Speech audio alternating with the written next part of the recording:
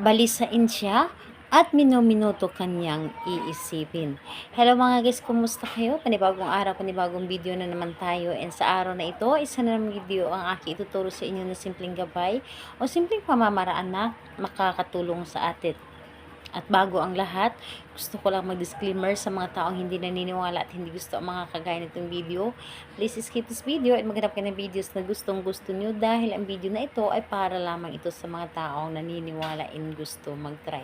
Sa lahat po ng mga nagko-comment dito sa aking video dito sa loob ng aking channel, mag-ingat sa lahat ng mga nagre-reply sa inyo na dinadala kayo sa kanang WhatsApp and Imo app upang makaiwas po tayo sa scam. Ngayon, ituturo ko sa inyo paano nga ba natin mapabalisa ang ating partner, lalo na kapag siya ay nasa malayo o hindi natin nakakasama, yung tipong LDR kayo. So, balisain natin sila at yung tipong yung isip nila ay sa atin lamang.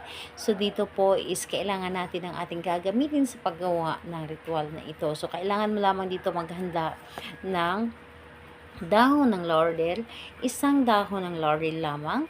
Ang dahon ng laurel ay isa ito sa kinikilalang blockbuster na tinutulungan tayo sa ating mga ginagawang ritual, love spell man o sa money spell. So dito po is marami itong dala, yung dahon ng laurel is marami itong tinutupad na mga kahilingan. So dahon ng laurel at kailangan din natin dito ng panulat is mas maganda na marker yung ating gagamitin kaysa dito sa ballpen.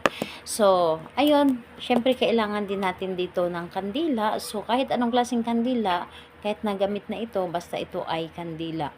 And kailangan din natin dito ng panindi.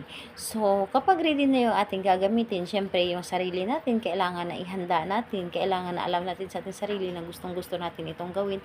At buo dapat ang ating loob, tiwala at paniniwala sa paggawa dito. And ayun po, dahil masasayang lamang ang ating paggawa ng ritual kung tayo ay hindi naniniwala or kulang tayo sa tiwala. So, ayun, kapag ready ka na, pwede mo na itong umpisahan. So, ang gagawin mo lamang dito sa dahon ng laurel, isusulat mo lamang dito ng isang beses yung kanyang pangalan ni target na kung saan gusto mo siyang balisain. So, isang beses lamang ni pangalan ni target, isali mo na rin ang apelyido.